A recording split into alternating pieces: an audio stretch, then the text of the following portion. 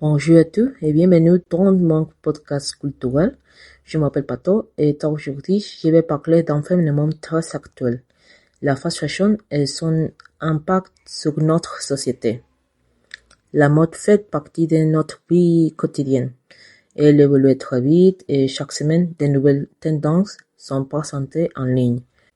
Mais peut-on dire que cette mode rapide est durable ou s'agit-il simplement d'un système qui encourage la surconsommation? D'abord, il faut expliquer qu'est-ce que c'est la fast fashion. Il s'agit d'un modèle de production où les vêtements sont fabriqués très rapidement et vendus à bas prix. Les collections sont renouvelées constamment pour que les consommateurs en achètent. Ensuite, ces vêtements sont souvent produits en grande quantité. Ils sont vendus dans tout le monde et ils sont consommés très vite. En effet, beaucoup de personnes les portent, quelquefois avant de les jeter. Par exemple, récemment, un artiste américain, Casey O, fondatrice de Popflex Active, a gagné un procès légal contre des entreprises qui avaient copié ses créations. Ces entreprises avaient déjà préparé les tissus pour produire les vêtements en masse. Après avoir perdu le procès légal, les tissus étaient prêts pour être jetés, mais Casey les a récupérés. Elle les a donnés à des créateurs de contenu pour qu'ils font quelque chose d'utile. Ainsi, ces tissus n'ont pas été gaspillés. Aujourd'hui, cette initiative est très appréciée sur les réseaux sociaux et beaucoup de personnes en parlent. Et tout n'est pas mauvais. On peut considérer que la fast fashion présente certains avantages. D'abord, elle rend la mode accessible. Tout le monde peut s'en acheter avec peu d'argent.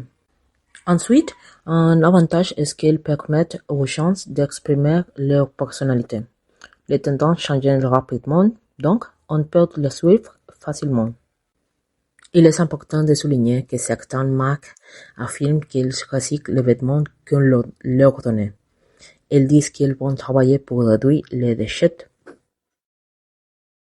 Certes, la mode rapide est accessible, mais elle pose de sérieux problèmes.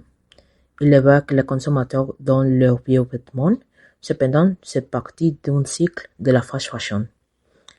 En qui sont donnés ne sont pas résistants et ne serviront pas beaucoup aux autres. Beaucoup finissent à la poubelle et plus sont produits en même temps. Même si certaines entreprises promettent des changements, je ne pense pas qu'ils vont améliorer la situation réellement.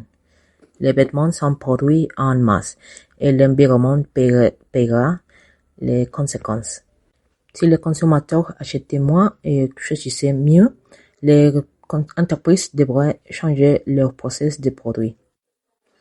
Il est nécessaire que les marques assument leurs responsabilités.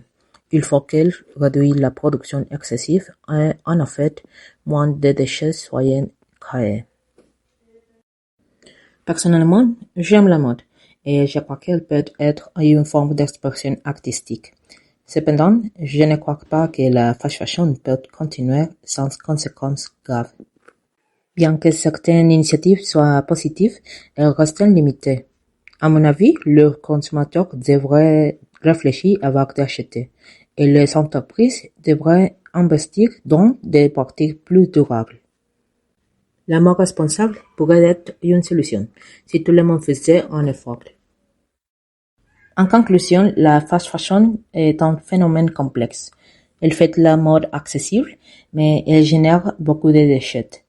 Le cas de Casey O montre qu'il existe encore des entreprises qui montrent son côté humain et qu'il est possible d'agir autrement. Merci de m'avoir écouté et à très bientôt pour un nouveau podcast culturel.